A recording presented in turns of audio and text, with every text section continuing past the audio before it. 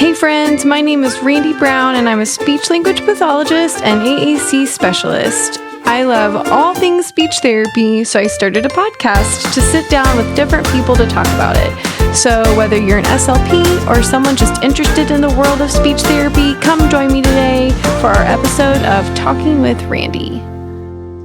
Hey guys, welcome to the Talking with Randi podcast. This is our very first episode, and today I'm just going to spend a little bit of time sharing about myself, giving some tips, tricks, thoughts about AAC and speech therapy. So, like I said, I'm Randi.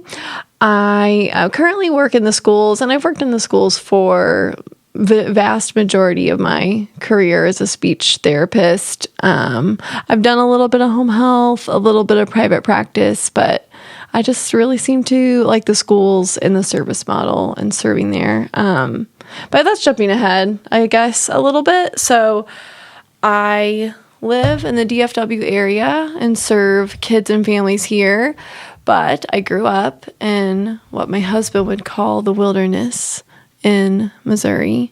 It's not. It's actually a really great place. But I went to Missouri State for my undergraduate and graduate degrees, and then met my husband before I was in graduate school, and so he lives in Texas, so that brought me to Texas. I always knew that I wanted to specialize in AAC. It kind of goes back to why I became a speech therapist.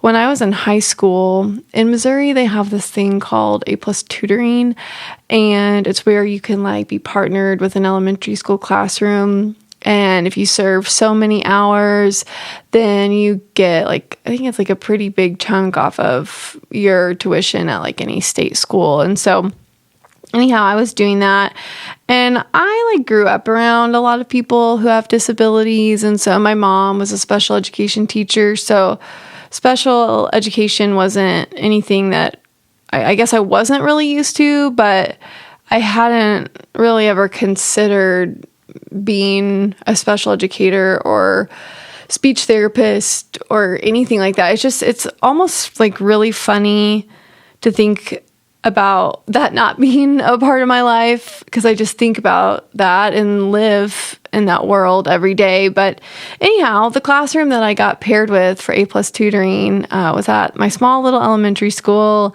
just one self-contained classroom, and they had, a good handful of kids, some that had autism, some that were just more impaired by intellectual disability, and I loved those kids. The teacher, she was phenomenal. The paras were phenomenal. It was a great place for me to experience really well done special education. And so I just fell in love with that class and with those kids. And so then I thought, okay, I want to be a special educator. And so I kind of talked to my parents about it, and my mom, having been in special education and in general education, I will say she almost discouraged me from it. I don't know if discouraged is the right word, but anyhow, she really wanted me to pursue therapy of some sort. And she had friends that were speech therapists, and so I was like, no, I don't think so. But I will say what changed the tide for me was, so this was 12, 13 years ago. So, iPads were coming out, but it was really new. So it wasn't, we didn't have all these robust, or at least pretty easy accessibility to robust AAC. Of course, PECS was more of the thing then, but we know better now. But the speech therapist had set up a PECS system for a kiddo in that class who was non-speaking. And I loved him. I knew that he understood, we were saying to him, but he did never talk. And so one day, after I had known them pretty well, I'd come back to their class after recess, and we were reading a book, and then the student went and got his folder And I didn't know what he was doing, but he brought back this strip that said, "I want to read a book." And they were like, "Oh, okay, yeah, you can have a book. Here you go." And I was like, excuse me, what? What just happened? Like, he went from not expressively communicating at all to asking for a book, and he was able to get what he wanted and sit down and enjoy his book. And I was absolutely floored. Absolutely floored. And so one of my jobs after that was cutting out a bunch of PEX cards. And I was like, I remember so amazed by all the different options that they had to communicate. And so that was kind of like the first moment that my eyes were open to, this is what fuels my flames, makes my heart feel alive. You know, all those like really cliche things that when you're trying to decide what you want to do with your future, you need to look at all those like things that you feel passionate about in your heart. That's kind of the first time that fan like kind of flamed for me. But then, you know, things all add up. Like I'm sure you have some things that you think back on in your childhood that make sense about who you are now, or that make sense about the career choice that you chose. And I think back to a moment in elementary school where I would sometimes sit by kids who needed a little bit of help with their classwork or behavior. And I don't know exactly what the strategy was, but I was for sure a teacher's pet a lot of the time. So I was sometimes a peer model, I guess. So anyhow, I remember I was sitting by this girl who struggled to get her work done for whatever reason. And I, in all of my fourth grade confidence, made like a behavior chart for her. And my mom was also a fourth grade teacher across the hall. And so I remember telling her, like, if you fill up this chart with stickers, I will let you go shop in my mom's toy chest. And so I gave that girl all the positive reinforcement she could have ever dreamed of. And then, you know, I had a great relationship with her all the way until we graduated from our little small town. But I think back to things like that, and it all makes sense. It all makes sense. But anyhow, that experience with the low-tech communication really opened my eyes. And then, you know, I had another moment with my mom. You know, she retired from school when I graduated, and she, you know, helps adults with disabilities get state funding and stuff like that. And she was telling me about I guess a client, consumer, they call them, that she works with who, you know, he, because of CP, wasn't really able to communicate with anyone in the group home, but she knew that he understood what was going on, and, you know, how she wanted to help him get a communication board. And I was like, oh, can you tell me a little bit more about that? And she was telling me, and I was like, so interested in that. Like, again, just blown away. And I think too, like, I'm a very social, extroverted person. And so my relationships with others and my friendships are of high value to me. And I love being able to talk and share and engage. And so, of course, you know, we can't engage with each other without words, but it is so nice to be able to use the words that we have to tell each other about our day, or to get to know a friend, or to share about what you're going through. And so, like, I think just that inherent value in me propelled me to want to help those who struggle with communication and language. And so ultimately, you know, I went to college and was undecided, but after, you know, thinking about what really sets my heart on fire, and I job shadowed some speech paths. So my mom's friends, is funny. She really wanted me to job shadow one of her speech path friends, and I was like, okay. Like, I just was kind of doing it to appease her, because I was going to be a special ed teacher. But I remember job shadowing her speech path friend and was like, okay, I think I could really like this. So once I decided on the major, I never looked back. I had a great experience at Missouri State. I was so happy to get to stay there for my graduate work. And I'm so thankful it worked out that way. It gave me a chance to stay, close to my family. I didn't know I was about to move to Texas, and I love where we're at now in Fort Worth. But staying at Missouri State for a little bit longer kind of gave me some extra time at home, which was good. And so that's kind of my why with speech therapy and with AAC. It just really worked out when I was in graduate school. At least in my graduate program, you had to do a master's research project. And so my AAC professor, she taught our special populations class and AAC and early language. And I really clicked with her, and she poured a lot into me, and I'm really thankful for her. I think she saw good potential in me. I was kind of a hot mess of a student. I'm fairly type B, and I've had to really learn. I always joke that grad school is the best thing that ever happened to me, because it really forced my hand to learn how to study, learn how to prioritize tasks, learn how to balance therapy and paperwork and all of that stuff. It just, I am not the most analytical, organized person. So grad school was the best thing that ever happened for me. But anyways, back to my mentor. She wanted help with a research project that was all about supporting parents of LAMP users. And, we found this problem in the literature with, high rates of AAC device abandonment, and the breakdown really feeling like parents weren't being coached well.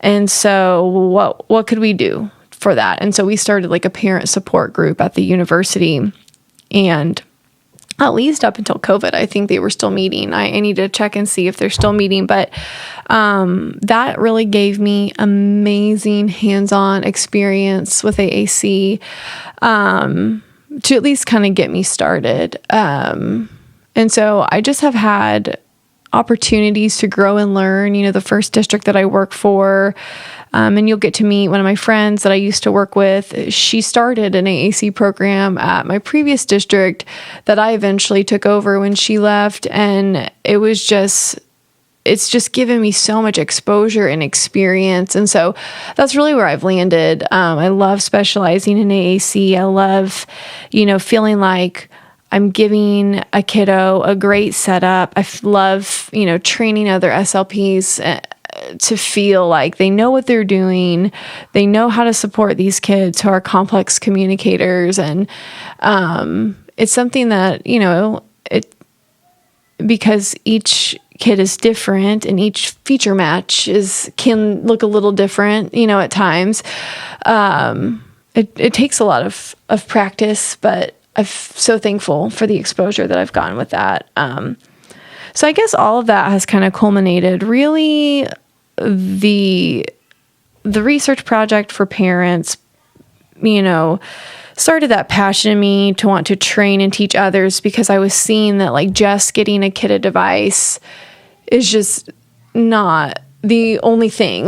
To really set a child up for success with communication, it has to be a holistic approach. We've all got to be on the same page and know what we're doing. And so I think I just genuinely love teaching others. I always joke that if I wasn't a speech therapist, I'd be a high school English teacher. I like teaching. And so I feel like I started in my practice, between the experience of the research project and then walking into a job where a big part of my role was teaching other teachers and parents and our SLP team how to use the devices.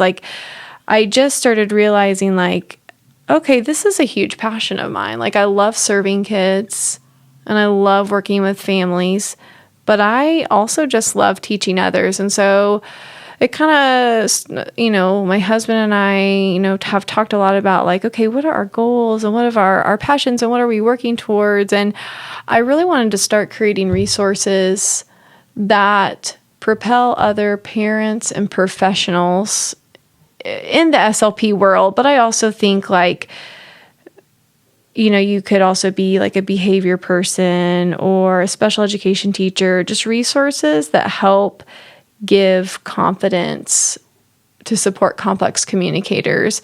And I think too, like, I know, like, we know better and we do better. I think sometimes I've been disheartened by the amount of like misinformation there is around AAC too. Like, I've had kids move in from other districts, who have devices with like 4 choices, or like a page where it's 4 big icons and you scroll down, but then when you give them like 84 icons, they're just ready to rock and roll and start exploring vocabulary and learning vocabulary. And again, you know better and you do better, but I think I just see the need in our field for more information about setting kids up for success with AAC, and what that looks like in the classroom and what that looks like in the home.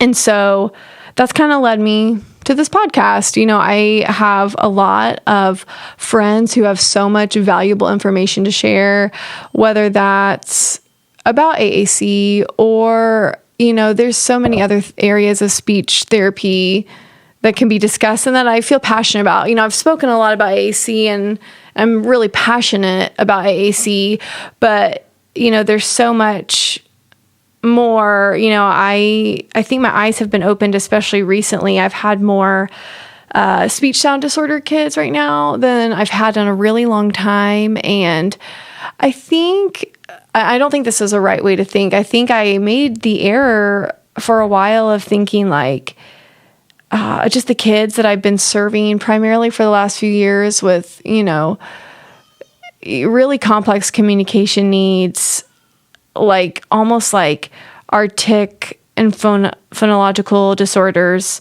aren't that big of a deal. Again, I don't think that's a right way to think, but my eyes have really been opened. I've really been enjoying, serving a lot of these SSD kids that I have. And I was talking to one of my friends who has a daughter with a speech sound disorder, and she was just talking about how her daughter getting speech therapy has been so valuable to their family because it was so hard for them, because they would go somewhere and like no one would be able to understand her daughter, or people had at least a great difficulty understanding her.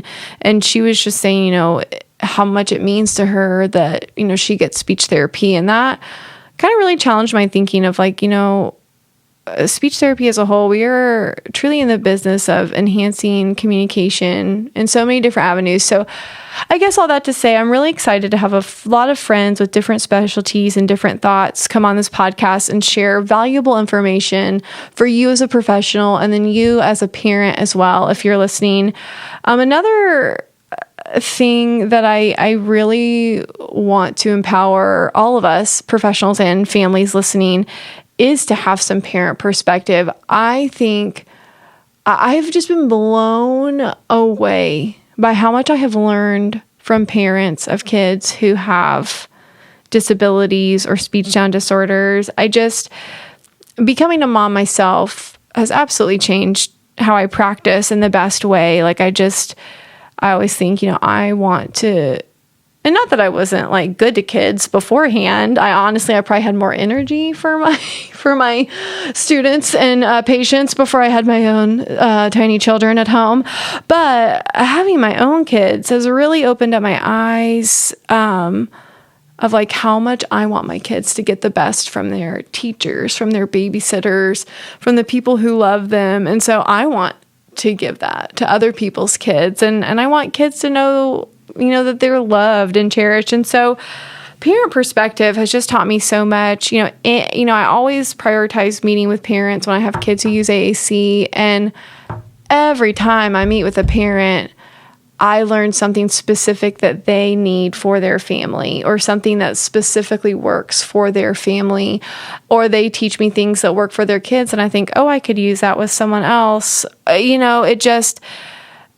There's so much to just learning how to best serve them by knowing them. But I also think as professionals, it's really easy.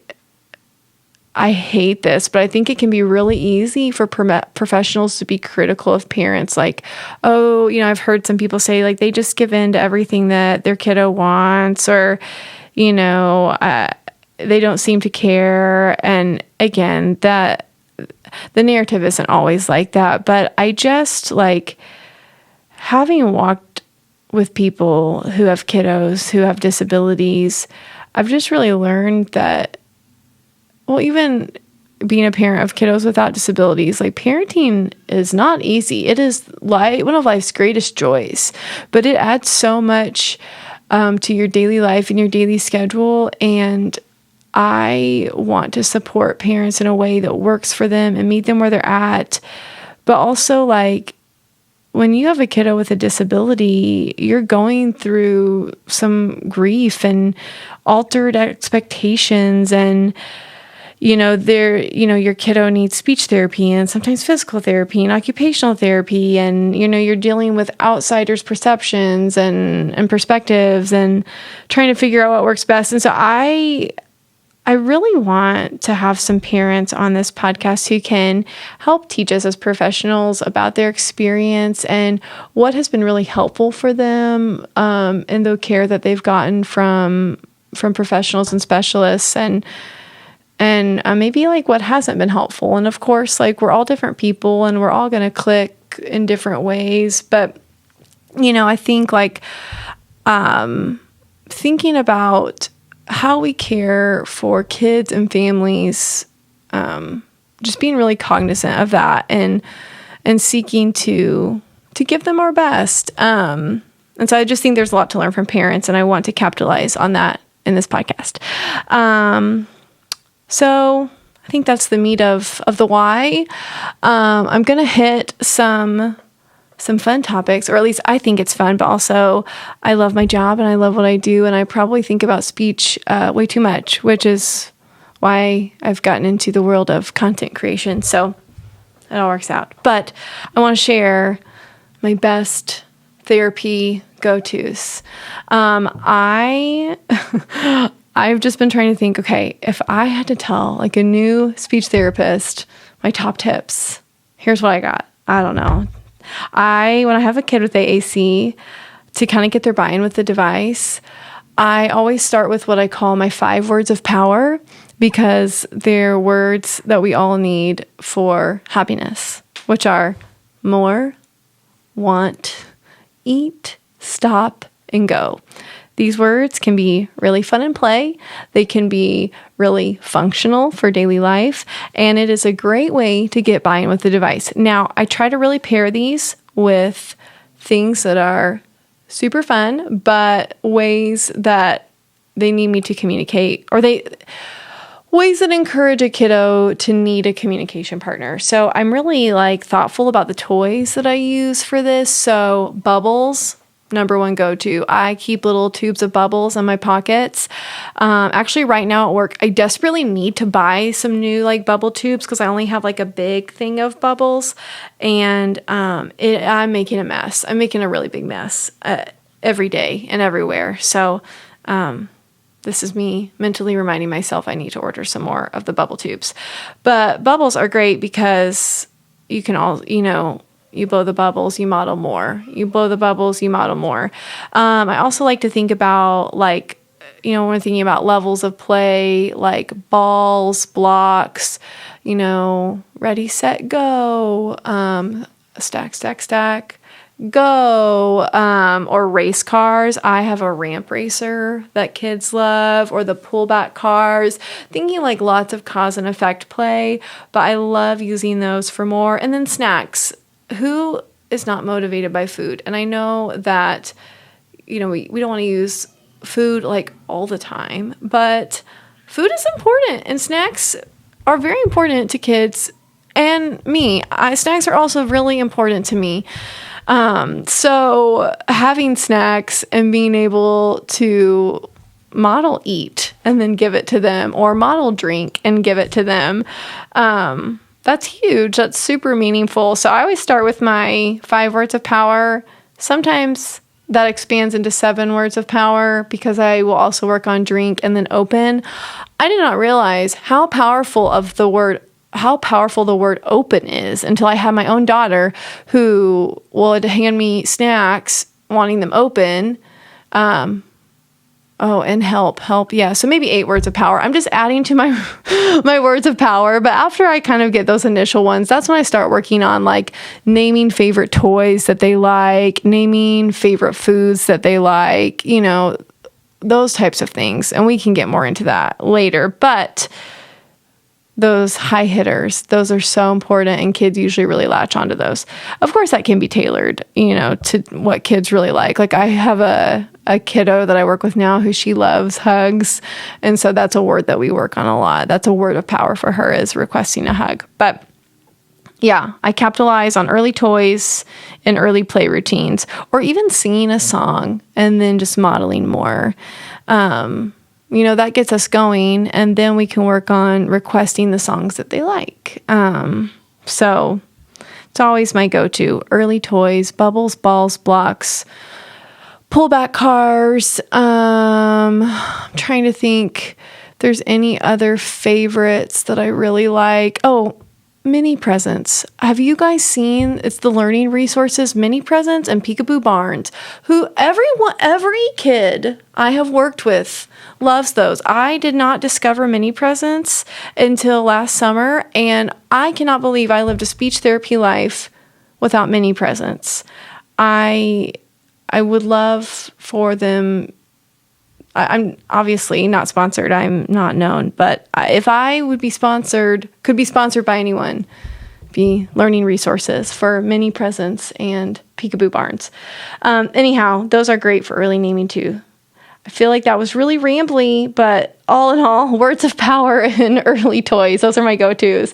And then, for our TIC kids, I love playing. It is cheap and easy. Kids love it. And it is the way to get the most elicitations, because we know from our research literature that you need to be getting a lot of elicitations for those motor plans to start changing.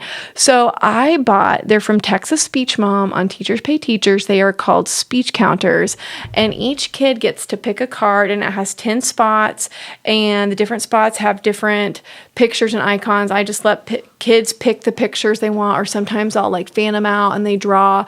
And you buy the little teeny tiny erasers from the dollar section at Target, and for every perfect practice they get a little eraser, and then after they get to 10 we stack them, and at the end of the session we see who has the most. And that is the best articulation phonology practice. Well, phonology sometimes works a little bit different in how we approach therapy, so maybe just articulation. But anyways, those are the best. I love those.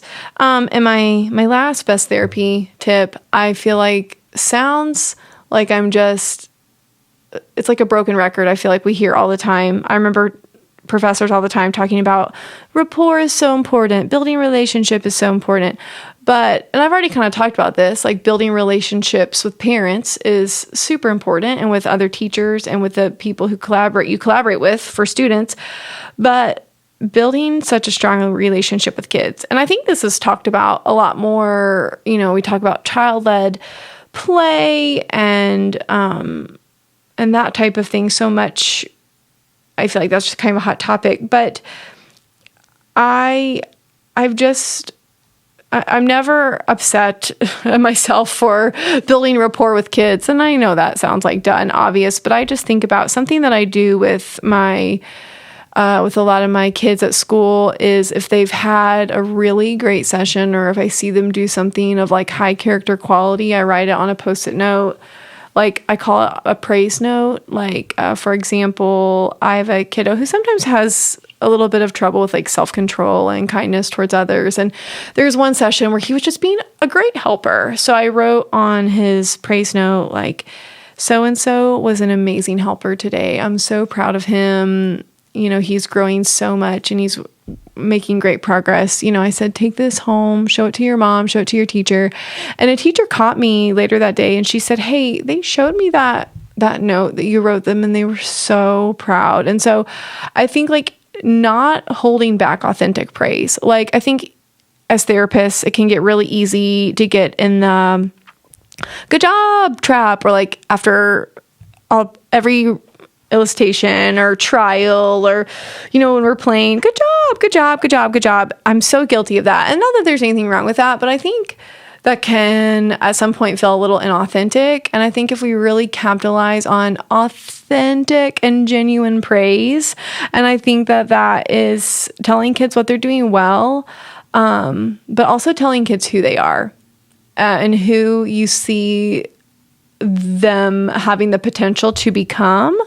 I learned this in a really powerful way a few years ago from a para that I worked with in like an autism preschool class. And we had a student who he had just started at the preschool a few weeks ago. So he was definitely getting a little more used to the teacher and the para. You know, he'd only seen me a couple times. And so I was wanting, I can't remember, he had some kind of some avoidance behavior and things like that. But he was kind of one of those kids who just needed a lot of time to warm up. And I remember, I said it was his turn to work with me, and the para was talking to him, and she was telling him how she loves him so much, but that he is such a great kid, and that he is so smart and he can do amazing things. And she was telling him all these things that he is and he has the potential to be. And that shifted his engagement with me. And so I really learned a lot from that. So I started telling him that, like, you know, and other kids, just speaking into them who I saw the potential, or what potential I saw in them, or who I see in them. And I do that with kids often now. Like, I had a kiddo who had a rough session, just kind of behavior-wise, a couple weeks ago. And after we dropped everybody else off at their class, I talked to him and was telling him, you know, how much I love him and how amazing he is, and how I've seen him be such a good friend, and how, you know, he struggled to be a good friend to others that day, but I know he can be. And, you know, what does that look like, you know, moving forward? And, you know, I think those conversations really matter. So all that to say is, I think that's one of my best tips and takeaways outside of like more of the technical stuff, or, you know, therapy tips and tricks is just speak encouragement and love into kids, and parents too. They need it too, but especially our kids that we work with. So I'm just looking at my notes here, seeing if there's anything else I really wanted to cover.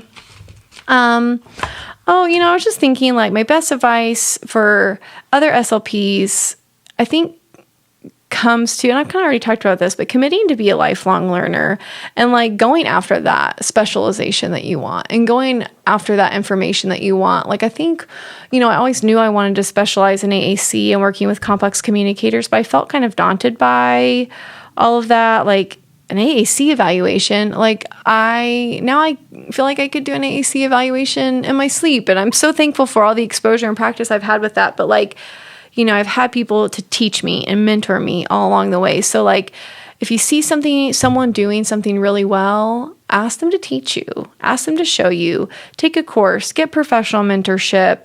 You know, we have to get CEs, our continuing eds, a speech path. So like, make the best use of that. Be a humble, lifelong learner, and always remember that we don't know it all. And we can think we know it all, but each kid and each family has a different need. So I think just like the commitment to being a lifelong learner is super important. And then my last thought, kind of just hot take with AAC, is when you are working with kids who have AAC devices, or you want to start helping kids use AAC, you know, it's important to know your Mythbuster research. People have a lot of misconceptions around AAC that are very valid questions. You know, if I was a parent who was not in this world at all, and I had someone recommend, you know, synthetic voice and augmented communication for my kiddo, I would also be wondering, is this gonna keep them from talking? Like, I think, like, I think people get annoyed with that because it is very disputed in the literature that no, AAC does not take away a voice. But parents don't know that. Teachers don't know that. I've had teachers who one time I was addressing that myth in a PD I was teaching, and they found me afterwards and were like, we're so sorry we've been so resistant to this. We thought that it was going to keep them from talking. And so you never know. People aren't always going to be super forthcoming about the misconceptions that they have. And so I think just being an advocate for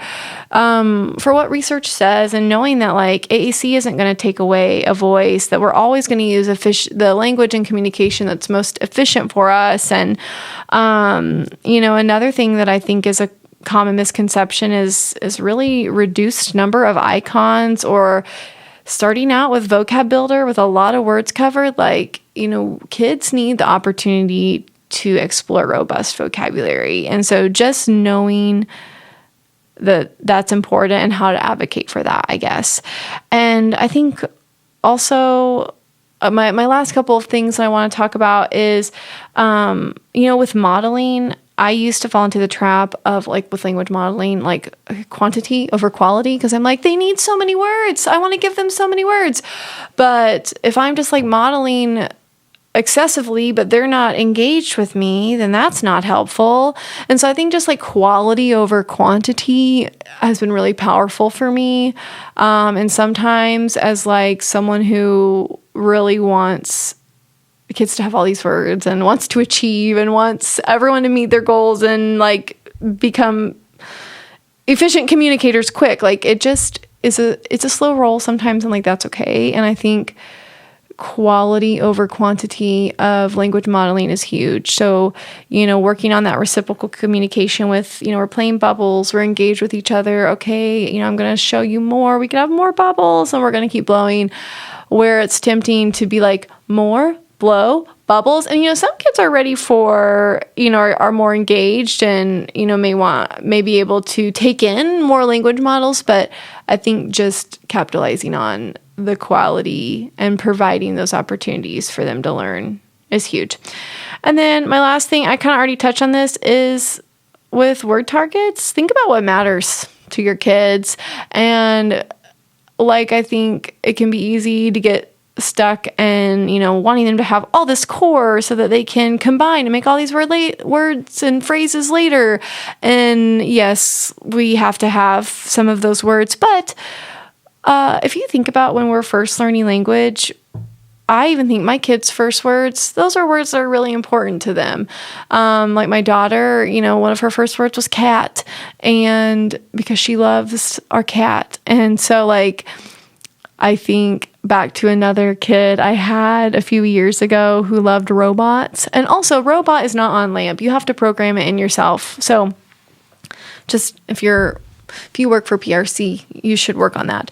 But anyways, he loved robots, and I put robots in his toy folder, and it made him so happy. Like, he asked for his robot toys and was like beaming. Or I put Baby Shark in his watch folder, and he was so pumped that he could ask for Baby Shark. And you know what? That is a true word with accurate semantic meaning. So think about what really matters to kids and to families. Okay, so those are all my hot tips and takes. That's how I got here. I'm excited to learn and grow with lots of my friends. I'm excited for them to share information that can be helpful to all of us as professionals and hopefully different capacities, and parents too. And join me as we learn and grow together and have conversations around speech therapy. I hope you have a great day. Message me if you have questions, comments. I'd love to hear them. And that's it. Have a good one.